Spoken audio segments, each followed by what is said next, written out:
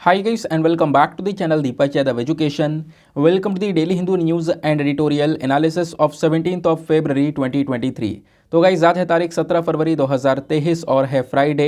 देखेंगे आज के द हिंदू कंप्लीट न्यूज़पेपर को एनालाइज करेंगे। बट लेक्चर में आगे बढ़ने से पहले अगर आप लोगों को इस लेक्चर का पीडीएफ चाहिए तो क्या करना है, सबसे पहले डाउनलोड करना है टेलीग्राम, देन उसके बाद जाके सर्च बॉक्स में टाइप करना Deepak Yadav education UPSC. As you can see guys आप लोगों को ये वाला चैनल मिल जाएगा, इस पर क्लिक करना और जाकर इस चैनल को ज्वाइन कर लेना। ज्वाइन करने से फ़ायदा क्या होगा, यहाँ पर डेली बेसिस पर लेक्चर का पीडीएफ मिल जाता है, डेली करंट अफेयर के वीडियो का पीडीएफ मिल जाता है और डेली बेसिस पर बहुत सारे डिजिटल नोट्स मिल जाते हैं। नाउ बढ़ते हैं आगे बढ़ने से पहले हमेशा की तरह हम लोग अपने लेक्चर को एक मैप के क्वेश्चन के साथ स्टार्ट करेंगे। तो आज आप सभी लोगों को मैप में जाकर देखना है लीबिया को, काफ़ी चर्चा में है, इसको अच्छे से मैप में देखना। देन उसके बाद आकर नीचे कमेंट सेक्शन में टाइप करना, जिससे कि आप लोग इसको लंबे समय तक याद रख पाओगे। साथ ही साथ एक क्वेश्चन सॉल्व करेंगे जो कि यूपीएससी प्रीवियस ईयर साल 2009 के प्रीलिम्स में पूछा गया था। डेली बेसिस पर हम लोग यहाँ पर एक प्रीवियस ईयर क्वेश्चन को भी सॉल्व करते हैं। क्वेश्चन क्या बोलता है, जो वाईमैक्स है ये कौन सी टेक्नोलॉजी से रिलेटेड है, ये आपको बताना है। Option A biotechnology, option B space technology, option C missile technology या फिर ऑप्शन डी कम्युनिकेशन टेक्नोलॉजी। तो इसका सही आंसर आप सभी को नीचे कमेंट सेक्शन में देना है। एटलीस्ट सभी को इसमें पार्टिसिपेट करना है, जैसे मैं आप लोगों से डेली बेसिस पर बोलता हूँ। बाय द वे इसका जो करेक्ट आंसर है वो मैंने आपको टेलीग्राम पर प्रोवाइड करवा दिया है, वहाँ से भी चेकआउट कर सकते हो। और अगर वहाँ पर आंसर नहीं मिलता है तो भी कोई परेशान होने की ज़रूरत नहीं है, वीडियो के लास्ट में इसके करेक्ट आंसर का डिस्कशन हम लोग करेंगे। तो चलो शुभारंभ करते हैं और चलते हैं सबसे पहले थंबनेल वाले इंपॉर्टेंट आर्टिकल की तरफ। तो दोस्तों पिछले 2 दिनों के अंदर ये जो आर्टिकल्स है ना, ये बहुत ज़्यादा पब्लिश होना स्टार्ट हो चुके हैं अमेरिका को लेकर। अमेरिका में यहाँ पर एक बहुत बड़ा ब्लास्ट होता है और उस ब्लास्ट की वजह से उस एरिया में जो रह रहे लोग थे ना, उन सबको हटा दिया गया। मतलब आप कह सकते हो ये इतना खतरनाक ब्लास्ट था जिसकी वजह से वो जो पूरा का पूरा एरिया है वो बहुत ज़्यादा पल्यूट हो चुका है, वो जगह रहने लायक नहीं बची हुई है। प्लस आसपास का जो पानी है वो भी काफ़ी ज़्यादा पल्यूट हो चुका है।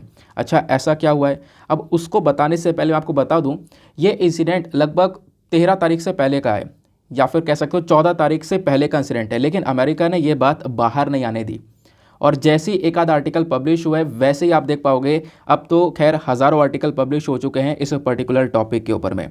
इवन आप देख पाओगे इंडियन एक्सप्रेस का यहाँ पर एक्सप्लेन सेक्शन पर एक आर्टिकल है, वहीं से कुछ इंपॉर्टेंट पॉइंट्स मैं आपको बताने वाला हूँ और कुछ इंपॉर्टेंट ऐसी चीज़ें भी हैं जो कि एग्जामिनेशन के लिए भी रेलिवेंट है।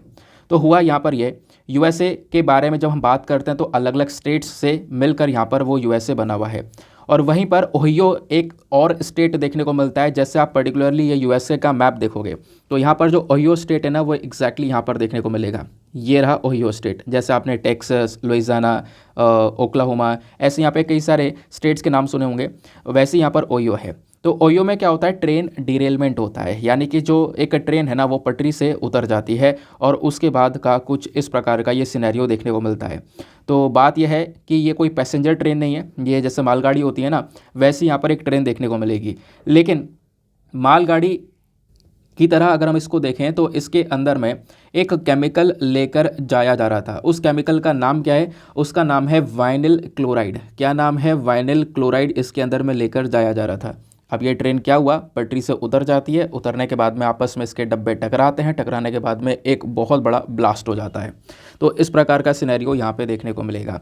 अब क्या हुआ, ब्लास्ट हुआ तो वो जो केमिकल है वो कहीं ना कहीं ये एनवायरनमेंट में रिलीज़ होना स्टार्ट हो गया और इससे ये जो पूरा एनवायरनमेंट है वो बहुत ज़्यादा पल्यूट हो गया। तो इस एरिया के आसपास यानी जहाँ पे ये पूरा इंसिडेंट हुआ है इसके आसपास जो भी गाँव हैं वहाँ से जो लोग हैं उन सबको हटाया गया और उन सबको घर खाली करवा करवा के दूर भेज दिया गया और अभी तक यहाँ पे उनको वापस नहीं जाने दिया गया है, क्योंकि अभी तक एनवायरनमेंट के अंदर कहीं ना कहीं ये जो टॉक्सिसिटी है इस गैस की वो देखने को मिल रही है, इस केमिकल की जो टॉक्सिसिटी है वो देखने को मिल रही है। बेसिकली वाइनल क्लोराइड ना एक कार्सिनोजेनिक गैस है और ये गैस बहुत ज़्यादा खतरनाक होती है, बहुत ज़्यादा टॉक्सिक होती है और इस केमिकल से हम कई सारे सामान बनाते हैं। इनफैक्ट यहाँ पे जो प्लास्टिक, रबर है वो सारी चीज़ें भी इस वाइनल क्लोराइड से बनाई जाती हैं। लेकिन बोला यह जाता है कि अगर कोई भी इंसान इसके कांटेक्ट में आता है, बड़े लेवल पर कांटेक्ट में आता है, तो कहीं ना कहीं यहाँ पर उस इंसान को लीवर कैंसर या ओरल कैंसर होने के काफ़ी ज़्यादा चांसेस हो जाते हैं, ऐसा भी मेंशन किया जाता है। अब हुआ ये कि जैसे ये पूरा का पूरा इवेंट हुआ, ये सब कुछ यहाँ पे इस प्रकार से ट्रेन वगैरह यहाँ पे पटरी से उतर गई थी। उसके बाद अमेरिका ने ये सोचा कि इसका कुछ ना कुछ उपाय करना पड़ेगा। उपाय क्या करना पड़ेगा?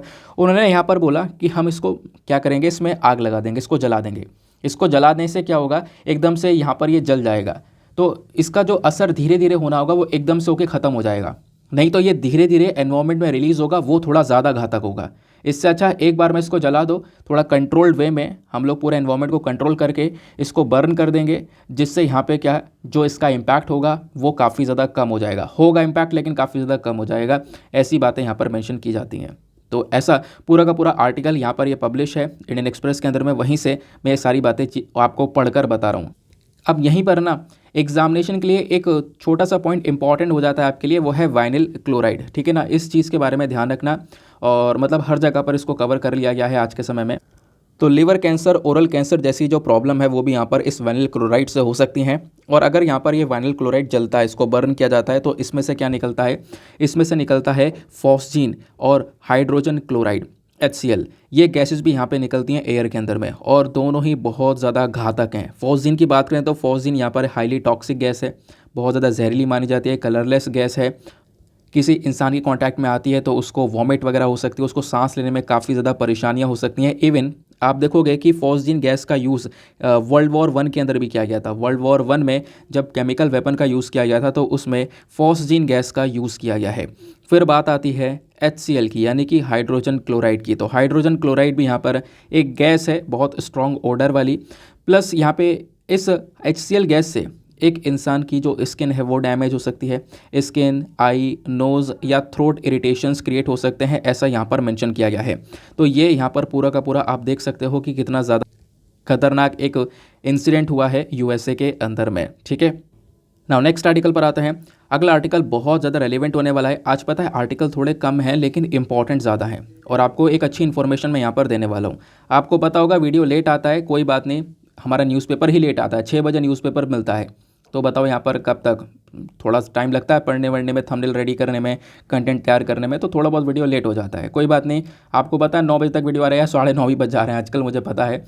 तो थोड़ा बहुत यहाँ पे यार उसके हिसाब से अपना शेड्यूल सेट कर लिया करो। मॉर्निंग में इंडियन एक्सप्रेस का लेक्चर आ रहा है, बाकी मैं कुछ दिन में पूरी कोशिश करूँगा कि आपका जो ये लेक्चर है ना द हिंदू वाला, इसका एक पर्टिकुलर टाइम फिक्स कर दिया जाए, और 9 बजे मेरे हिसाब से यहाँ पर सही रहेगा। मतलब हमारे पास में एक इनफ टाइम होगा, उसमें आपको एक क्वालिटी वाला वीडियो 9 बजे तक मिल जाया करेगा। ठीक है, तो एक जो टाइम है वो यहाँ पे मैं सेट कर दूंगा 1-2 दिन में, और उसके बाद आपका कंटिन्यूअसली उस टाइम तक ये जो लेक्चर है वो आ जाया करेगा, है ना। वैसे कोशिश ये रहेगी कि 8:40 तक, 8:50 तक आ जाए, बस 9 बजे तक हम लोग एक मैक्सिमम टाइम मान के चल रहे हैं, कभी कभी इशूज़ भी हो जाते हैं।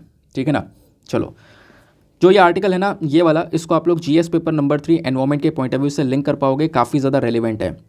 रेलिवेंट इसलिए है क्योंकि पिछले साल हमने काफ़ी चर्चा की है चीता के बारे में, और इस साल फिर करने वाले हैं। अभी आपको पता होगा पिछले साल सितंबर के महीने में, सितंबर 2022 में हम लोगों ने कुछ चीता अफ्रीका से मंगाए। अफ्रीका में स्पेशली कहाँ से? नामीबिया से। नामीबिया भी एक अफ्रीकन कंट्री है। ठीक है, अब ये चीता कहाँ पे आए हैं? मध्य प्रदेश के कुनो नेशनल पार्क में। सही है, क्लियर है ये सारी बातें। अब क्या है, 12 और चीते यहाँ लेकर आया जा रहा है। 12 और चीते आएंगे साउथ अफ्रीका से, और वो जल्दी यहाँ पर इंडिया में आने वाले हैं, या फिर कह सकते हो आज ही यहाँ पे इंडिया में वो पहुँच जाएंगे। ठीक है, तो लगभग एक्सपेक्टेशन है ये पहला बैच है चीता का, जिसमें 12 चीता हम डायरेक्टली साउथ अफ्रीका से लेकर आ रहे हैं, और साउथ अफ्रीका से डायरेक्ट यहाँ पर इंडिया में आज लेकर आ जाएंगे, और कुनो नेशनल पार्क के अंदर में इन चीता को भी छोड़ा जाएगा। अच्छा, कुनो नेशनल पार्क में ही क्यों छोड़ा जा रहा है? क्योंकि आपको पता है एक समय पर इंडिया में भी चीता पाया जाता था, जिसको एशियाटिक चीता के नाम से जानते थे।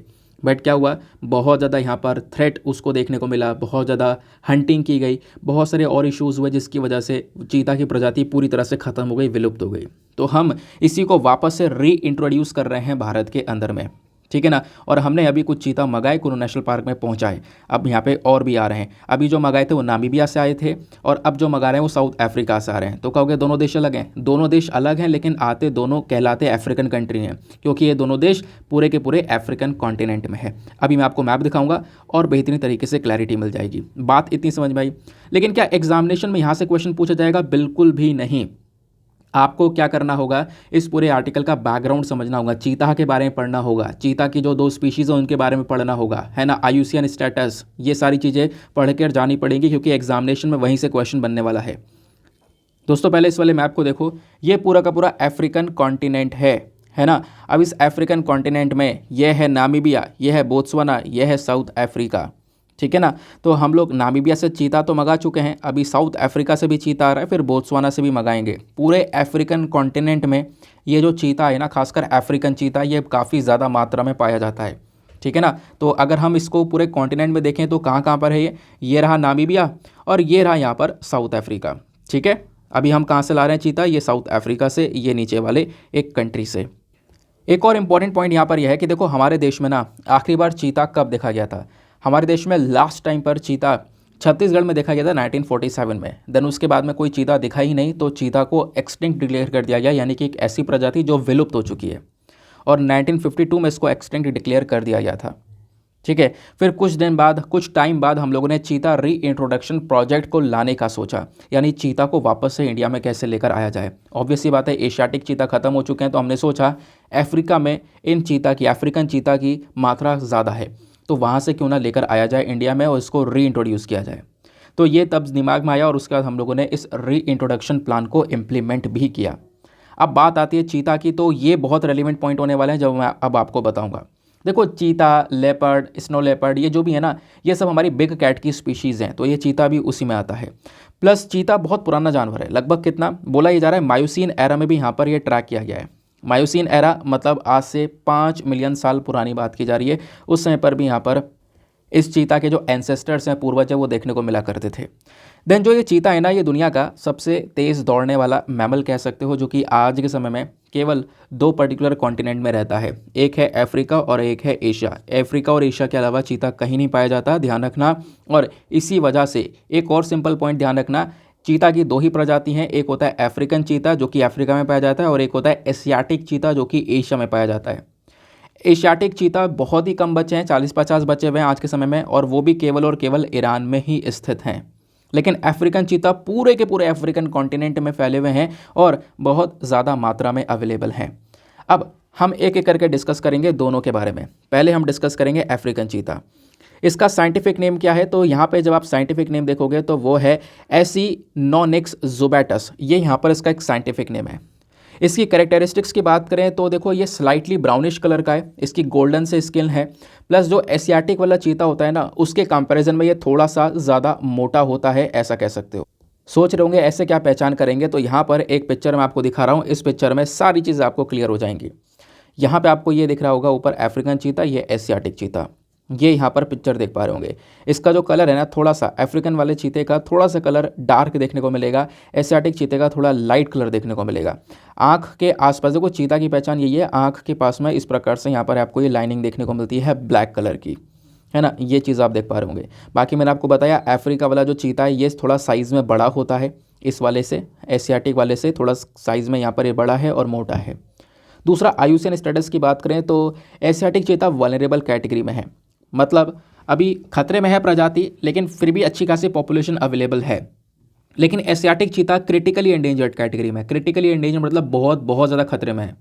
और अगर क्रिटिकली एंडेंजर्ड कैटेगरी के बाद जो दूसरा कदम है ना, यानी अगर अच्छी खासी इसकी जो भी पॉपुलेशन है, लगभग 40-50 बचे हुए एशियाटिक चीता, ये भी खत्म हो जाते हैं, तो ये क्रिटिकली एंडेंजर्ड से हटकर ये कहाँ पर चले जाएंगे, एक्सटिंक्ट कैटेगरी में चले जाएंगे, विलुप्त हो जाएंगे। ये एशियाटिक चीता दुनिया से ही खत्म हो जाएगा। अभी फ़िलहाल यहाँ पे 40 से 50 ये बचे हुए हैं, ठीक है, बात क्लियर हुई। तो अफ्रीकन चीता की बात कर रहे थे, ये अभी हज़ारों के नंबर में देखने को मिल जाते हैं। और प्रोटेक्शन स्टेटस मैंने आपको बता ही दिया है। एशियाटिक चीता, इसका साइंटिफिक नेम क्या है, तो सिमिलर से साइंटिफिक नेम है जैसे एसिनोनिक्स जुबाटस। अगर आप ये 2 वर्ड याद करोगे तो ये तो अफ्रीकन चीता हो गया, इसमें एक और वर्ड ऐड कर दोगे वेनेटिकस, तो यहाँ पर ये एशियाटिक चीता कहलाता है, ठीक है। बाकी मैंने आपको बताया अफ्रीका वाले से एशिया वाला जो है काफ़ी छोटा होता है, और कलर कंपैरिजन में मैंने आपको बता दिया है, अफ्रीका वाला थोड़ा डार्क कलर में देखने को मिलेगा और इधर एशिया वाला थोड़ा लाइट कलर में देखने को मिलेगा। प्रोटेक्शन स्टेटस हम डिस्कस कर ही चुके हैं, बता ही चुका हूँ क्या है एग्जैक्टली। तो पिछले कुछ समय मैंने इन चीता को काफ़ी ज़्यादा खतरा फेस करने को मिला है, थ्रेट देखने को मिला है, जैसे ह्यूमन वाइल्ड लाइफ कॉन्फ्लिक्ट। आप अगर ह्यूमन वाइल्ड लाइफ कॉन्फ्लिक्ट की पिक्चर्स भी सर्च करते हो तो सबसे ज़्यादा चीता के साथ में ये पिक्चर्स देखने को मिलती हैं। एक ज़माने में बहुत ज़्यादा ये कॉन्फ्लिक्ट हुआ करता था चीता के साथ में, यहाँ पर किसी इंसान का संघर्ष हो जाता था। जंगल से वो चीता निकल कर आया, गाँव में पहुँच गया, है ना, गाँव में पहुँचने के बाद में यहाँ पर इंसान के साथ में संघर्ष हो जाता था। अब उस केस में या तो इंसान चीता को मार देता था या फिर चीता कहीं ना कहीं काफ़ी सारे इंसानों को मार देता था। ऐसी प्रॉब्लम्स यहाँ पर नज़र आती थी। फिर क्या हुआ, धीरे धीरे जहाँ पे चीता रहता है, जंगलों में रहता है, जंगलों की कटाई होनी स्टार्ट हुई, डिफॉरेस्टेशन स्टार्ट हुआ, लोग वहाँ पे बसना स्टार्ट हो गए। ऐसे ऐसे ऐसे करके ये जो प्रजाति है वो और ख़त्म होने लगी। इसकी हंटिंग होने लगी, इसकी जो स्किन है ना, ऊपर जो खाल है, इसके लिए यहाँ पर इसका शिकार होने लगा, इलीगल तरीके से तस्करी की जाने लगी, जिसकी वजह से आज हम लोग एशियाटिक चीता को भारत में नहीं देख सकते। ठीक है, आगे आते हैं। फिर बात आती है कि इंडिया ने क्या क्या कदम उठाए। देखो, भारत ने ना बहुत सारे कंजर्वेशन एफर्ट्स को लगाना स्टार्ट किया कि हम वापस से कहीं ना कहीं चीता को री इंट्रोड्यूस कर सकते हैं। और इसके लिए हमने क्या किया, wild life institute of India ने, हमारा जो wild life institute of India है, इन्होंने 260 करोड़ रुपए का, 260 करोड़ रुपीज़ का एक चीता री इंट्रोडक्शन प्रोजेक्ट जो है, ये 7 साल पहले ही यहाँ पर स्टार्ट कर दिया था, तैयार कर दिया था। जिसके तहत हमारा कोशिश था कि हम क्या करेंगे, चीता का इंटर कॉन्टिनेंटल ट्रांसलोकेशन करेंगे। इंटर कॉन्टिनेंटल मतलब मैंने आपको बताया ना, अफ्रीका एक अलग कॉन्टिनेंट हो गया, एशिया अलग कॉन्टिनेंट हो गया। तो अफ्रीका वाले कॉन्टिनेंट से चीता हम लेकर आ रहे हैं एशियाटिक कॉन्टिनेंट के अंदर में, एशिया वाले कॉन्टिनेंट में।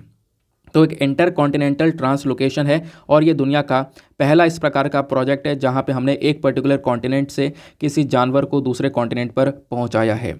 बाकी मिनिस्ट्री ऑफ एनवायरनमेंट ने क्या किया, नेशनल टाइगर कंजर्वेशन अथॉरिटी की जो 19वीं मीटिंग हुई थी, वहाँ पर एक्शन प्लान को लॉन्च किया कि हम लोग किस प्रकार से चीता को री इंट्रोड्यूस करेंगे भारत में। और आप कह सकते हो एक बॉडी हमारे पास में NTCA, that is national tiger conservation authority, इन्होंने डिसाइड किया कि लगभग 50 के आसपास, कितने, 50 अफ्रीकन चीता नामीबिया से भगाए जाएंगे आने वाले 5 सालों के अंदर में। और अभी पहला बैच आ रहा है 12 चीता का, आज यहाँ पर ये पहला बैच इंडिया में पहुँच जाएगा, ऐसा मेंशन किया जा रहा है। और सारे चीता कहाँ पे लेकर आए जा रहे हैं, तो ध्यान रखना, कुनो नेशनल पार्क के अंदर में लेकर आए जा रहे हैं। वेरी वेरी इंपॉर्टेंट पॉइंट, ये काफ़ी सारे एग्जाम में, वनडे एग्जाम में क्वेश्चंस बन चुके हैं जब से इन चीता को लेकर आया गया है। देन उसके बाद यहाँ पर मेंशन किया गया कुनो नेशनल पार्क की जब बात करते हैं तो यह मध्य प्रदेश के अंदर नेशनल पार्क स्थित देखने को मिलेगा। और यहाँ पे आज के समय में चीतल, यानी कि कुछ ऐसे जानवर हैं, चीतल, सांबर, नीलगाय, वाइल्ड पिग, चिंकारा, कैटल, इनकी अच्छी खासी पॉपुलेशन अवेलेबल है।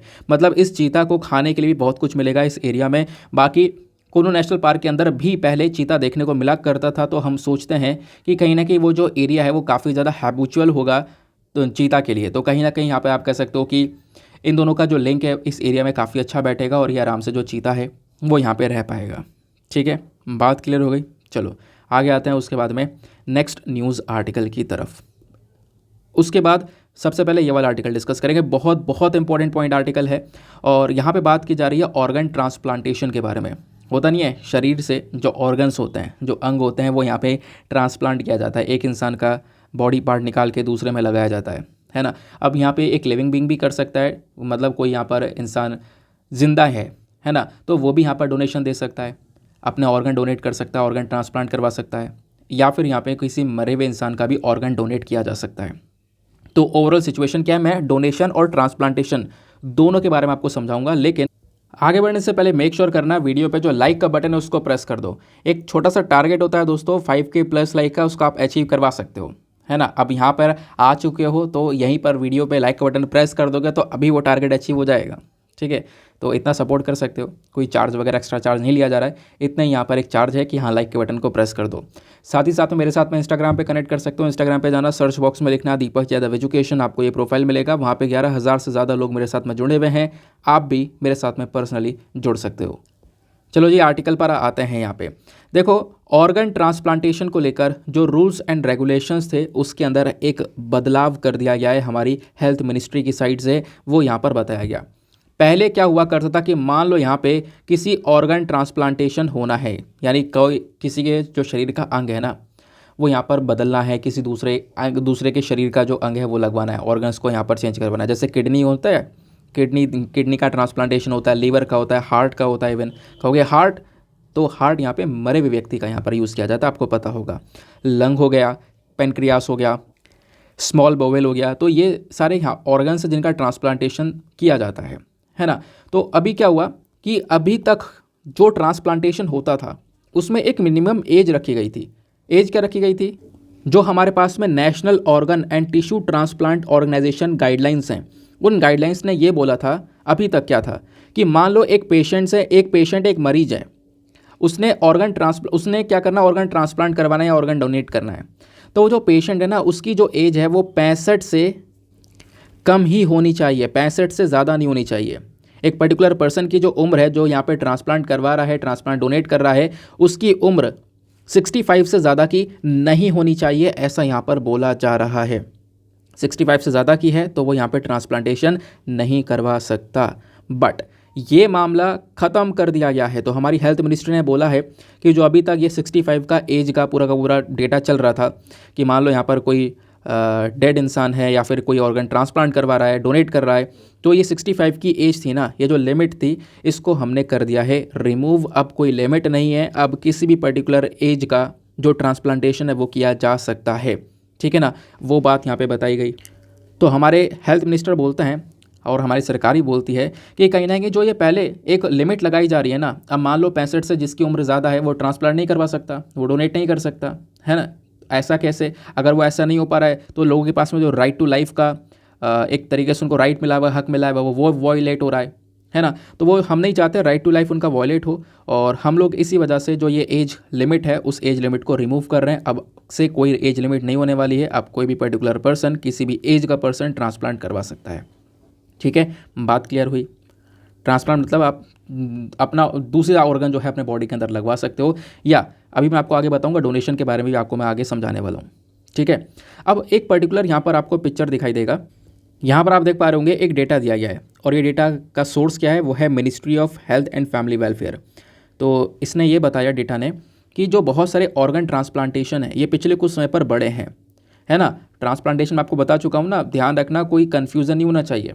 यानी कि सिंपल सा मतलब है कि आपने किसी का जो ऑर्गन है, टिश्यू या ऑर्गन को लेने के बाद में किसी दूसरे बॉडी में उसको इम्प्लांट कर देना, लगा देना, है ना। तो हम ट्रांसप्लांट की जब बात करते हैं तो जो total number of organ transplants हैं ये 2013 से लेकर 2022 के बीच में तेज़ी से ग्रो किए हैं, लगभग आप कह सकते हो 3 गुना ज़्यादा ग्रो किए हैं। फॉर एग्जाम्पल भी दिया गया है, हम बात करते हैं किडनी की।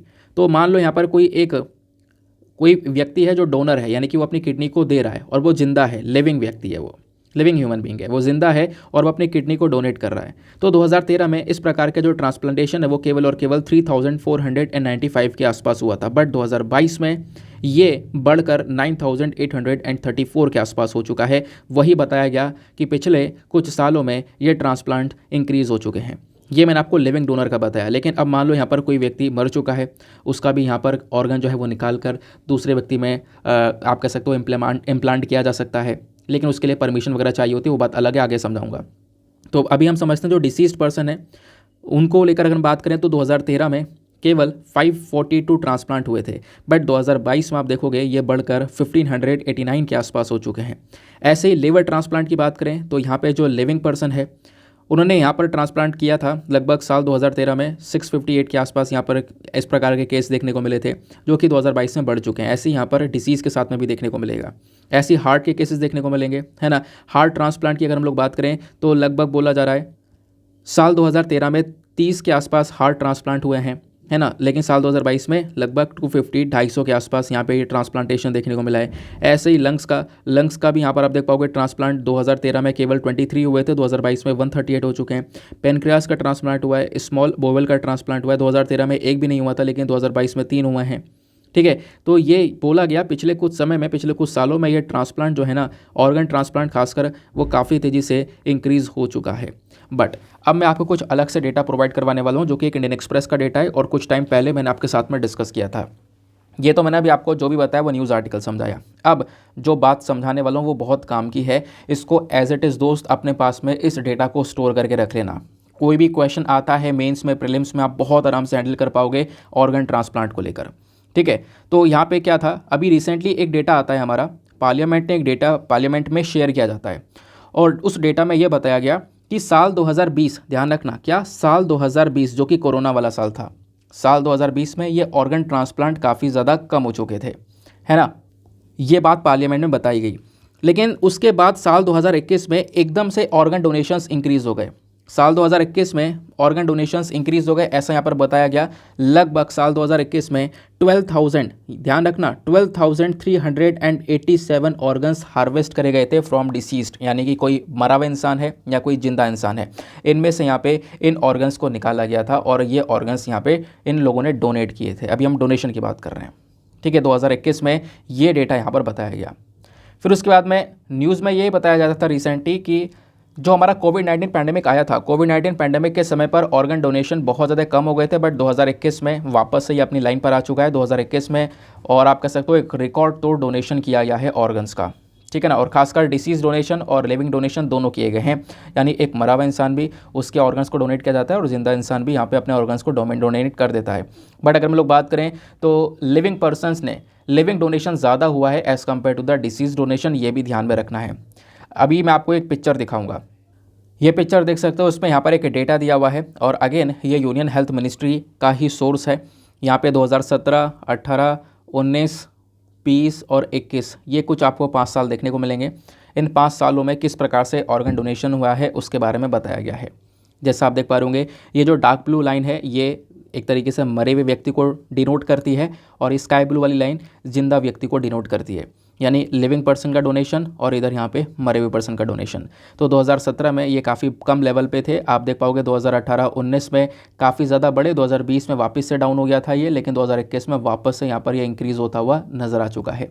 लेकिन जो डिसीज्ड पर्सन का डोनेशन है, मरे हुए व्यक्ति का जो डोनेशन है ना, वो काफ़ी ज़्यादा कम हो चुका है। बहुत कम लोग यहाँ पर डिसीज पर्सन का डोनेशन करवाते हैं, ऐसा बोला गया। लेकिन साल 2021 की जब हम बात कर रहे हैं तो मैंने आपको बताया लगभग 12,387, लगभग 12,387 जो ऑर्गन्स है ये डोनेट करे गए थे। इसमें कौन कौन से ऑर्गन थे? तो किडनी, लीवर, हार्ट, लंग्स और पेनक्रियास, यही सबसे ज़्यादा डोनेट किया गया है, ऐसा बोला गया। और जितने भी ये 12,387 ऑर्गन्स डोनेट किए गए थे ना, इनमें से 1,743 जो ऑर्गन्स हैं ये डिसीज डोनर थे। डिसीज डोनर मतलब मरे हुए व्यक्ति, है ना। तो मतलब आप कह सकते हो कि 14% से थोड़ा बहुत ज़्यादा, इसका 12,000 का 14% से थोड़ा बहुत ज़्यादा होगा, इतने डिसीज़ डोनेशन हुआ है, मरे हुए व्यक्ति के ऑर्गन को डोनेट किया गया है, ठीक है ना। बात क्लियर हुई। अब जब बात करते हैं 2021 में, तो 2021 में एक रिकॉर्ड तोड़ डोनेशन किया गया है। ऐसा डोनेशन 2019 में देखने को मिला था। 2019 में भी लगभग 12,746 के आसपास हुआ था, लेकिन 2020 में कम हो गया था कोविड की वजह से, लेकिन 2021 में वापस से बढ़कर आप कह सकते हो ये 12,000 से ऊपर पहुँच चुका है। दूसरा, मैंने आपको बताया कि जो लिविंग डोनेशन है वो ज़्यादा हुआ है और मरे हुए का डोनेशन काफ़ी ज़्यादा कम हुआ है, क्योंकि लोग यहाँ पर जो फैमिली है वो डेड बॉडी से ऑर्गन्स को निकालने की परमिशन देती नहीं है इतना, ये भी यहाँ पर एक इशू देखने को मिलेगा, आगे उसके बारे में समझाऊंगा। लेकिन साल 2021 की जब हम बात कर रहे हैं, एक रिकॉर्ड तो डोनेशन जब हुआ है साल 2021 में, और ये डोनेशन सबसे ज़्यादा 15 स्टेट्स के अंदर हुआ है, 15 राज्यों के अंदर में देखने को मिला है। टॉप 5 जो राज्य हैं वहाँ पे आ जाता है तेलंगाना, तमिलनाडु, महाराष्ट्र, गुजरात, कर्नाटका, ये टॉप 5 स्टेट्स हैं। साउथ स्टेट्स आप कह सकते हो सदर्न स्टेट्स में, ज़्यादातर यहाँ पे साउथ स्टेट्स इसमें देखने को मिलते हैं, ठीक है ना। तो 85% से ज़्यादा डोनेशन और खासकर मरे हुए का डोनेशन यहाँ पर इन्हीं 5 स्टेट्स में हुआ है। और जो डिसीज डोनर होता है ना, यानी एक व्यक्ति जो मर चुका है, जब उसका डोनेशन किया जाता है, 2 ऑर्गन्स निकाले गए हैं, मतलब ऐसे केस वाले जिसमें 2 ऑर्गन्स निकाले गए हैं, ऐसे केस यहाँ पे गोवा के अंदर भी बहुत सारे देखने को मिल रहे हैं, ऐसा यहाँ पर बोला गया है। ऐसे मरा हुआ इंसान जिसके 2 ऑर्गन्स निकाले गए हैं, डोनेट करे गए हैं, ठीक है। दूसरा यहाँ पे मेंशन किया गया, जब हम लोग ऑर्गन डोनेशन की बात करते हैं ना, तो इसका एग्जैक्टली भारत में रेट क्या है, मतलब ये है कि हमारी जो पॉपुलेशन है उस पॉपुलेशन के हिसाब से कितने लोग यहाँ पे डोनेट करते हैं। तो बोला यह जा रहा है हर 1 मिलियन पॉपुलेशन के लिए, हर 1 मिलियन पॉपुलेशन में से 0.52 के आसपास ऑर्गन डोनेशन चल रहा है इंडिया के अंदर में।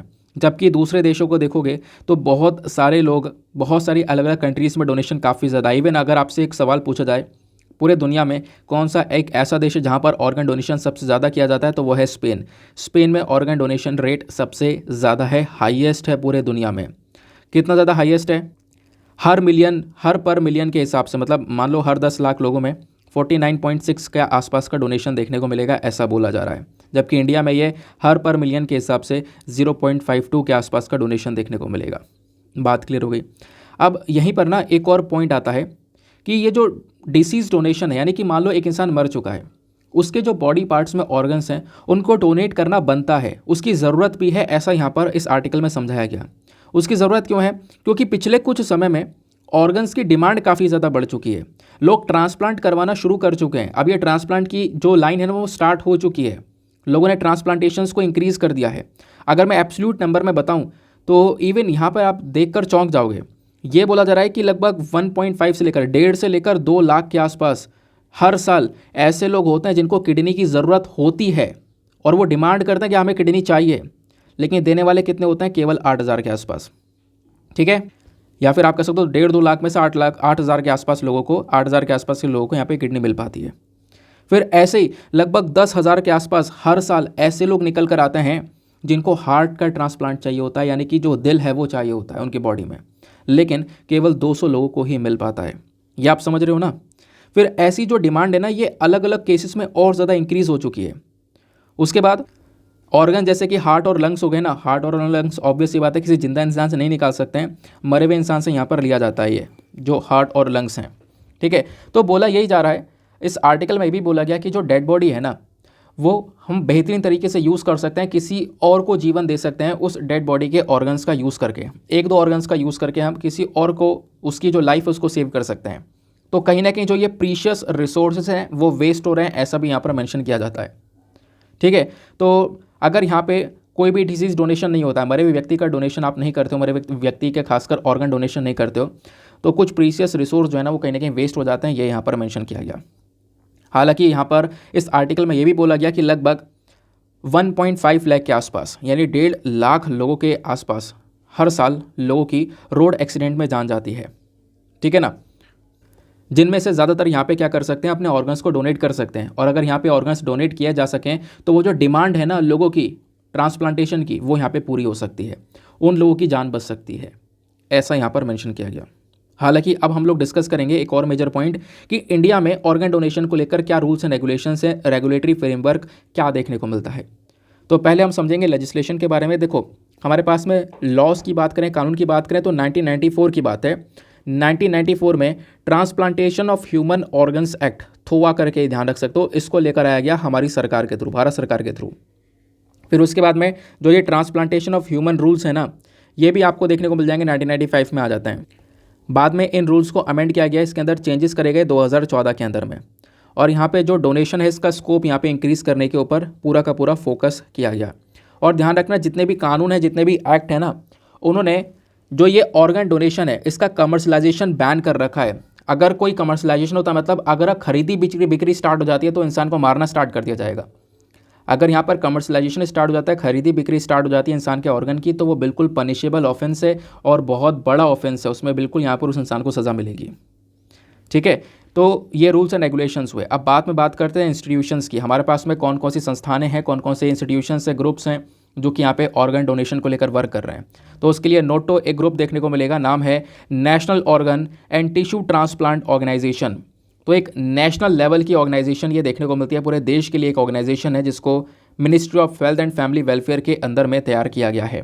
इसका काम भी क्या है, अगेन ऑर्गन डोनेशन को लेकर जो गाइडलाइंस वगैरह है वो सब लेकर आना। ठीक है ना।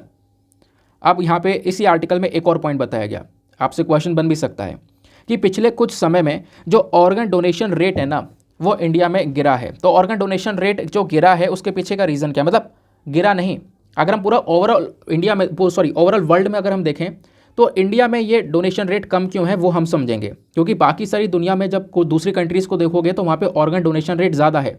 जैसे मैंने भी आपको दिखाया था, स्पेन के अंदर बहुत ज़्यादा है, स्पेन के कंपैरिजन में इंडिया में बहुत कम है। तो उसके पीछे का कारण क्या है, रीज़न क्या है, उसको समझने की कोशिश करेंगे। तो यहाँ पे बोला गया सबसे पहला एग्जिस्टिंग सिस्टम। इंडिया के अंदर में जो एक पर्सन है उसको क्या करना पड़ेगा, ऑर्गन डोनेट करने से पहले अपने आप को रजिस्टर करना पड़ता है। अब मान लो यहाँ पर एक इंसान की मृत्यु हो चुकी है ना, अब उसकी डेथ हो चुकी है, तो यहाँ पर वो जो डोनर है, यहाँ अगर उसका डोनेशन मतलब उसका ऑर्गन डोनेशन करना है तो फैमिली पहले यहाँ पर फैमिली से परमिशन लेनी होगी, और अगर फैमिली रिफ्यूज़ कर देती, मना कर देती, तो आप यहाँ पर उस पर्टिकुलर व्यक्ति का जो ऑर्गन है वो नहीं निकाल सकते। और मोस्टली केसेस में यहाँ पर फैमिली रिफ्यूज़ ही कर देती है, मना ही कर देती है, ऐसे केसेस हमने इंडिया में देखे हैं। ठीक है, एक मरे हुए व्यक्ति का ऑर्गन डोनेशन नहीं किया गया है, ज़्यादातर केसेस में ये यहाँ पर पाया गया है। ठीक है, तो यहाँ पर ये तो पहला रीज़न है जिसकी वजह से क्या है, आज के समय पर इंडिया में जो डोनेशन रेट है वो काफ़ी कम है। उसके अलावा आप कह सकते हो कि इंडिया में जो ट्रांसप्लांट कोऑर्डिनेटर होता है ना, इनकी भी काफ़ी ज़्यादा कमी है। देखो यहाँ पे कुछ ऐसे कोऑर्डिनेटर होते हैं जो कि मेडिकली क्वालिफाई होते हैं ऑर्गन डोनेशन के मामले में। अब वो क्या करते हैं, यहाँ पे एक पेशेंट है और उसके घर वाले है ना, उसकी पेशेंट है, उसकी फैमिली है, उसके बारे में बताते हैं कि यहाँ पे इस प्रकार से आप ट्रांसप्लांटेशन करवा सकते हो, कोई प्रॉब्लम नहीं है, दूसरे व्यक्ति को डोनेट किया जा सकता है। ये सारी यहाँ पर वो जो अवेयरनेस है ना वो फैलाने का काम करता है। लेकिन यहाँ पर इनकी काफ़ी ज़्यादा कमी है, ऐसे लोगों की यहाँ पे ऐसे कोऑर्डिनेटर की काफ़ी ज़्यादा कमी है, बहुत कम नंबर में है, इस चक्कर में भी यहाँ पे कह सकते हो डोनेशन रेट इंडिया में कम है। फिर लेस अवेयरनेस, मैं आपको बता ही चुका हूँ, जागरूकता कम है लोगों के अंदर में ऑर्गन ट्रांसप्लांट के बारे में, कैसे रजिस्टर किया जा सके, क्योंकि इसके नोट तो वेबसाइट वगैरह है, वहाँ पे रजिस्टर हो जाएगा।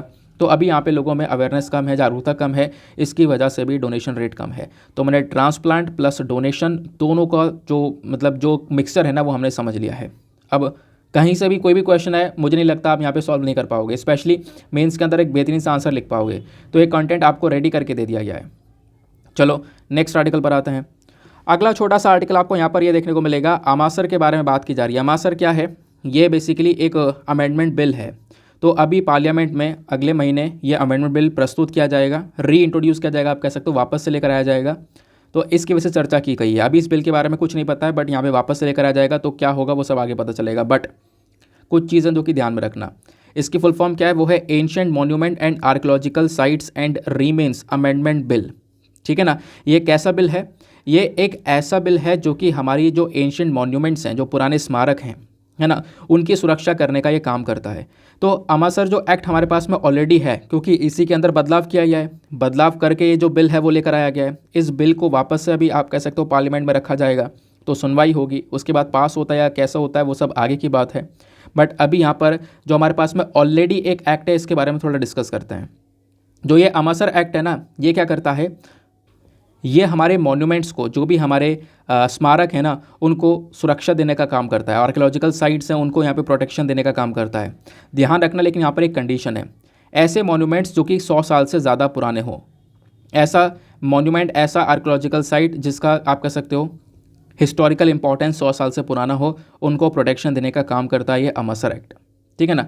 और इस एक्ट के तहत यहाँ पे बोला गया है, जो कंजर्वेशन है, मैंने आपको बताया, जो प्रोटेक्शन है, कंजर्वेशन है, या उस एरिया का एनवायरमेंटल डेवलपमेंट है, वो सारा का सारा काम इस एक्ट के अंदर में कौन करता है, वो सब किया जाता है आर्कियोलॉजिकल सर्वे ऑफ इंडिया के थ्रू। ठीक है, बात क्लियर हो गई। चलो आगे आते हैं नेक्स्ट आर्टिकल की तरफ। उसका एक छोटा सा आर्टिकल आपको यहाँ पर ये देखने को मिलेगा, इंपॉर्टेंट है ये भी। क्या बात की जा रही है? देखो, इस आर्टिकल को वैसे आप जीएस पेपर नंबर 2 हेल्थ से लिंक कर पाओगे। बात की जा रही है, India accounts for 52% of world's new leprosy patients, says Mandaviya. जो हमारे हेल्थ मिनिस्टर हैं ना, मनसुख मांडविया जी, तो इनका कहना यहाँ पर यह है कि दुनिया भर में जो लेप्रोजी के पेशेंट्स हैं, लेप्रोजी एक बीमारी है, इसके पीड़ित जो पेशेंट्स देखने को मिलेंगे ना, वो सारे पेशेंट्स अगर आप दुनिया में देखते हो तो उसके 52% केवल इंडिया में ही है। तो इंडिया से काफ़ी बड़ा कंट्रीब्यूशन जा रहा है इस पेशेंट्स को लेकर। तो यहाँ पे कहीं ना कहीं हम लोगों को, मतलब दुनिया भर में लेप्रोजी के जितने केस हैं उसके आधे से ज़्यादा केस इंडिया में हैं। तो हमें कहीं ना कहीं इसको कम करने की आवश्यकता है, वो यहाँ पर मेंशन किया गया है। कोविड-19 की वजह से खैर इसके ऊपर थोड़ा ज़्यादा इम्पैक्ट पड़ा है, क्योंकि हम इसको डिटेक्ट नहीं कर पाए। नहीं तो हमेशा कोविड से पहले क्या कर रहे थे, हम इस बीमारी को डिटेक्ट करते रहते थे और ठीक करते रहते थे। लेकिन कोविड के समय पर सब कुछ बंद ही था, तो डिटेक्शन बंद हो गया था, और तब से अभी तक डिटेक्शन बंद है। 3-4 सालों में केसेस धड़ाम से बढ़ गए हैं, मतलब नए केसेस निकल कर आए लेप्रोजी पेशेंट के, वो बात यहाँ पे बताई गई है। लेकिन जब तक आपको यहाँ पर ये लेप्रोजी समझ में नहीं आएगा, तब तक ये केस समझ में नहीं आएगा। तो थोड़ा हम लोग डिस्कस करेंगे लेप्रोजी के बारे में, और क्वेश्चन भी आपसे यहाँ से बन सकता है। जब बात करते हैं लेप्रोजी की, तो लेप्रोजी को हम लोग हैंसेंस डिजीज़ के नाम से भी जानते हैं। ये एक क्रोनिक और बैक्टीरियल इन्फेक्शन है, बैक्टीरिया की वजह से यहाँ पर एक इन्फेक्शन हो रहा है। और वो बैक्टीरिया कौन सा है? वो बैक्टीरिया है माइकोबैक्टीरियम लैप्रे। नाम थोड़ा मिलता जुलता है, माइकोबैक्टीरियम लैप्रे की वजह से लेप्रोजी बीमारी होती है। ठीक है, तो एक रॉड शेप में यहाँ पूरा का पूरा ये बैक्टीरिया देखने को मिलता है। ये जो लेप्रोजी है ना, ये ऐसा नहीं है कोई नई बीमारी है, बहुत पुरानी बीमारी है, एक ओल्डेस्ट डिजीज़ आप कह सकते हो, इतिहास में बहुत पुरानी बीमारी है। लगभग 600 BC के समय पर भी इसको ट्रैक किया गया है, वहाँ पे उस समय देखा गया है, ऐसा यहाँ पर बोला जा रहा है। प्लस ये बीमारी रिकग्नाइज़ की गई है बहुत पहले, जो चाइना के अंदर सिविलाइजेशन थे, जो चाइना के अंदर में बहुत पुरानी सभ्यता थी, वहाँ पे देखी गई है, इजिप्ट में देखी गई है, इंडिया में भी हज़ारों साल पहले यहाँ पर ये बीमारी देखने को मिली है। ठीक है, तो इस बीमारी के एविडेंस बहुत ज़्यादा पुराने देखने को मिलेंगे। अब क्वेश्चन यहाँ पर यह है कि मान लो यहाँ पर ये बैक्टीरियल इन्फेक्शन किसी को हो जाता है, तो क्या होगा असर? उसकी जो स्किन है, जो खाल है, पेरिफेरल नर्व्स हैं, उसका रेस्पिरेटरी सिस्टम है, ये सारी चीज़ें यहाँ पर डैमेज होना स्टार्ट हो जाती हैं। इवन यहाँ पर ये बीमारी एक इंसान दूसरे इंसान में फैला सकता है। मान लो यहाँ पर एक इंसान को बीमारी हो चुकी है और वो सांस ले रहा है, ड्रॉपलेट्स छोड़ रहा है, और अगर यहाँ पे वो जो सांस ले रहा है उसके जो ड्रॉपलेट्स निकल रहे हैं उसके कांटेक्ट में कोई दूसरा व्यक्ति आ जाता है, तो कहीं ना कहीं उसको भी यहाँ पर बीमारी अफेक्ट कर सकती है। और मतलब मुश्किल वाली बात यह है, या परेशानी वाली बात यह है, किसी भी उम्र के व्यक्ति को यहाँ पर लेप्रोजी हो सकता है। अब सिम्टम्स क्या है, मतलब किसी को मान लो लेप्रोजी हो गया तो लक्षण क्या दिखाई पड़ेंगे?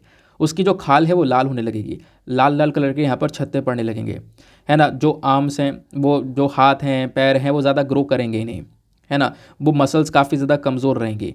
इनफैक्ट यहाँ पर वेट लॉस देखने को मिलेगा। मैं आपको एक पिक्चर दिखाता हूँ।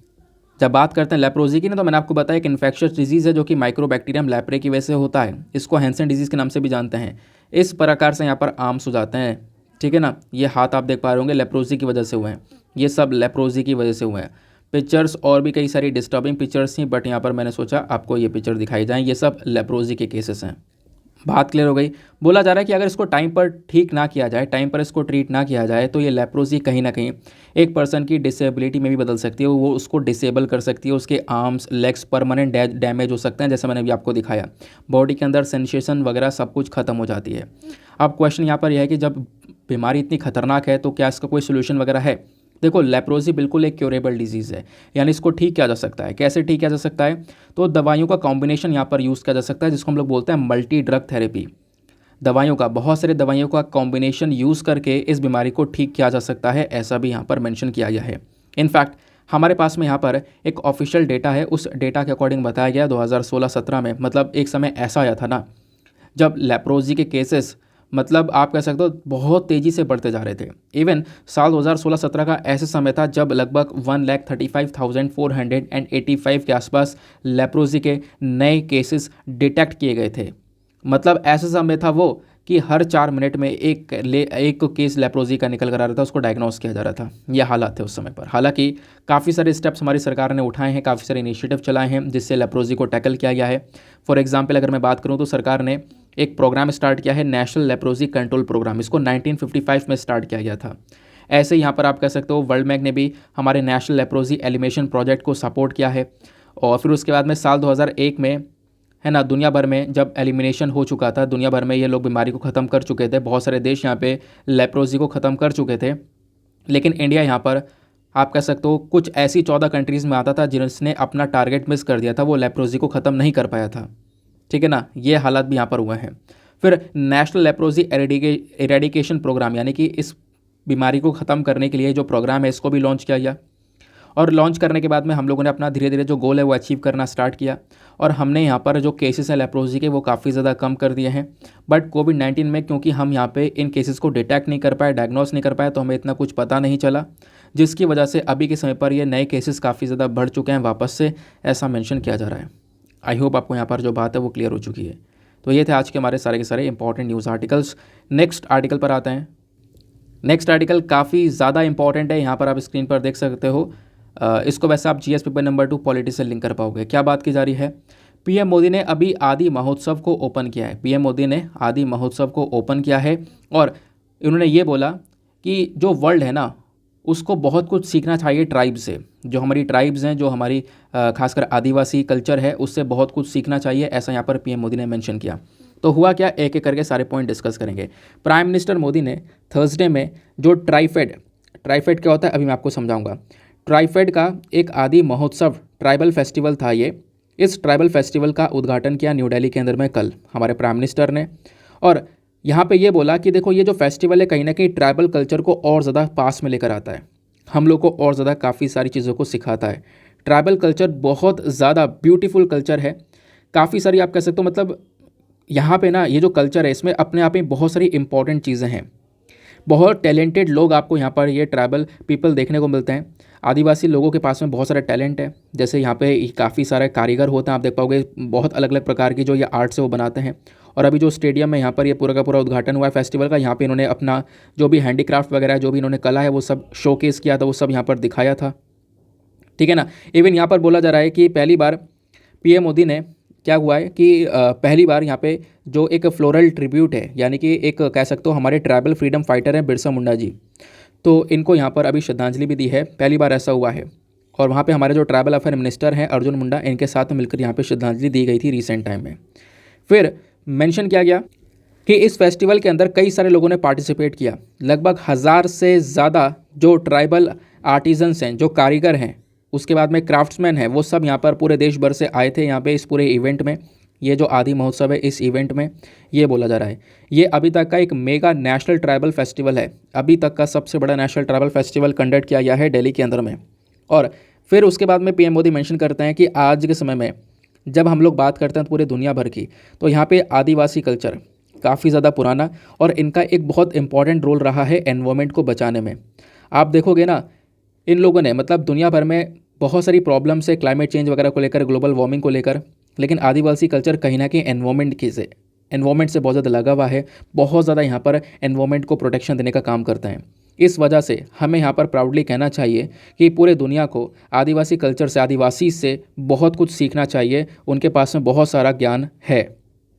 ठीक है, फिर उसके बाद में पीएम मोदी ने मेंशन किया कि बहुत सारी जो सरकारी पॉलिसीज़ हैं वो हमने स्टार्ट की हैं ताकि जो ट्राइबल कम्युनिटीज़ हैं उनको यहाँ पे थोड़ा ज़्यादा बेनिफिट मिले। जैसे लगभग 3,000 के आसपास, 3,000 से ज़्यादा जो वन धन विकास केंद्र है वो यहाँ पर बनाए गए, है ना। 80 लाख से ज़्यादा सेल्फ हेल्प ग्रुप्स यहाँ पर स्टार्ट किए गए हैं, उनका जो बजट है वो इंक्रीज़ किया गया है। एकलव्य मॉडल रेजिडेंशियल स्कूल्स को बढ़ाया गया है। आपको पता है शेड्यूल ट्राइब वाले जो लोग हैं उनके लिए यहाँ पर इन स्कूल्स को बनाया गया है। तो इस प्रकार का सपोर्ट यहाँ पे सरकार की साइड से मेंशन किया जा रहा है, मिल रहा है। बाकी अभी जो विलेजेस है वहाँ पे कनेक्टिविटी को बढ़ा दिया गया है, इंटरनेट की कनेक्टिविटी यहाँ पर पहुँचाई जा रही है धीरे धीरे। वो जो काम है वो अंडर कंस्ट्रक्शन है, ऐसा भी यहाँ पर मेंशन किया गया। ठीक है, तो ये बात आपको समझ में आ गई। अब थोड़ा आदि महोत्सव के बारे में पढ़ लेते हैं, क्या है एग्जैक्टली आदि महोत्सव और क्या है यहाँ पर ट्राइफेड, क्योंकि एग्जामिनेशन में ये चीज़ें आपसे पूछी जाएंगी। तो मैंने आपको बता दिया ये न्यूज़ में क्यों है, क्योंकि पीएम मोदी ने इसका रिसेंटली उद्घाटन किया है। आदि महोत्सव एक एनुअल ट्राइबल फेस्टिवल है। ध्यान रखना, एनुअल ट्राइबल फेस्टिवल मतलब हर साल ऐसा फेस्टिवल होता है। 2017 से ये फेस्टिवल इस प्रकार से सेलिब्रेट हो रहा है। 2017 में इसको स्टार्ट किया गया था। ये एक जॉइंट इनिशिएटिव है। ये फेस्टिवल कैसे मनाया जाता है, तो अलग अलग दो मंत्रालय मिलकर, दो बॉडीज़ मिलकर बना रही हैं। एक है मिनिस्ट्री ऑफ ट्राइबल अफेयर, दूसरा है हमारे पास में ट्राइफेड। ट्राइफेड मतलब tribal cooperative marketing development federation of India, इसको ट्राइफेड बोलते हैं। तो इन दोनों का मिलकर ये जॉइंट इनिशिएटिव है जो फेस्टिवल मनाया जाता है। इस फेस्टिवल का मकसद क्या है, इसका एम क्या है? एम यहाँ पर है कि जितने भी लोग हैं ना उनको यहाँ पे ट्राइबल कल्चर के साथ में फैमिलराइज करवाना है। एक ही जगह पर ट्राइबल कल्चर भी होगा, सब लोग होंगे, है ना। तो यहाँ पर उन चीज़ों से फैमिलराइज करवाना, ये यहाँ पर इसका एक मेजर एम है। थीम की बात करें, विषय की बात करें, तो विषय क्या है? A celebration of the spirit of tribal craft culture and commerce. विषय एज इट इज़ रटना पड़ेगा। आपको पता है वनडे एग्जामिनेशन के अंदर विषय एज इट इज़ ही पूछा जाता है, इसमें आप कोई चेंज नहीं कर सकते। अब मैंने जैसे बोला कि ट्राइफेड का काफ़ी बड़ा रोल है इस फेस्टिवल के पीछे का। तो ट्राइफेड क्या है, मैंने आपको इसका फुल फॉर्म बताया था, है ना। अब थोड़ा इसके बारे में बात कर लेते हैं। ट्राइफेड जो है एग्जिस्टेंस में आया था, यानी वर्किंग में आया था 1987 से। Multi state cooperative society act of 1984 के अंदर में इस बॉडी को बनाया गया था। ये अभी के समय पर एक नेशनल लेवल एपेक्स ऑर्गेनाइजेशन है, एक बहुत उच्च लेवल की बॉडी या संगठन माना जाता है, जो कि मिनिस्ट्री ऑफ ट्राइबल अफेयर्स के अंडर में काम करता है। क्वेश्चन बन सकता है कि ट्राइफेड कौन सी मिनिस्ट्री में काम करता है? मिनिस्ट्री ऑफ ट्राइबल अफेयर्स के अंडर में काम करता है। इसका ऑब्जेक्टिव क्या है?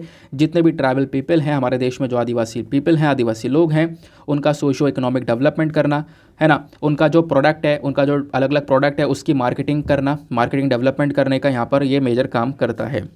ये जो ऑर्गेनाइजेशन है ये ट्राइबल पीपल को, आदिवासी लोगों को सपोर्ट प्रोवाइड करवाता है ताकि वो लोग जो है मार्केट को थोड़ा और ज़्यादा एक्सप्लोर कर सकें, उनको बहुत ज़्यादा और भी अपॉर्चुनिटीज़ मिलें, और वो उनका जो प्रोडक्ट है जो वो डेवलप कर रहे हैं, वो जो यहाँ पर उन्होंने अपनी कला दिखाई है उसको वो मार्केट तक पहुँचा सकें, हमारे नेशनल मार्केट तक, फिर उसके बाद में इंटरनेशनल मार्केट तक पहुँचा सके। तो उसमें जो ये ट्राइफेड है ये काफ़ी ज़्यादा हेल्प करता है, ऐसा कह सकते हो। ठीक है ना। आई होप आपको यहाँ पर ट्राइफेड के बारे में भी सारी बातें समझ में आ चुकी हैं। तो एक ये रेलिवेंट पॉइंट था।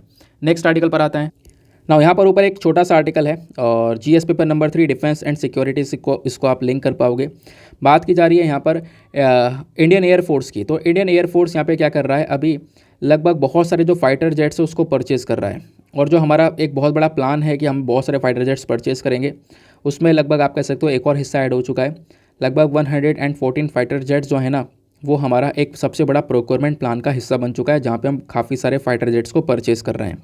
ठीक है, ताकि हमारे जो पुराने फाइटर जेट्स हम उनको रिप्लेस कर सकें। बहुत सारे फाइटर जेट्स हमारे पुराने हो चुके हैं और हमें वो रिप्लेस करना है, प्लस हमें अपनी आज के समय पर एयरफोर्स की स्ट्रेंथ भी बढ़ानी है। तो इस वजह से यहाँ पर बोला जा रहा है।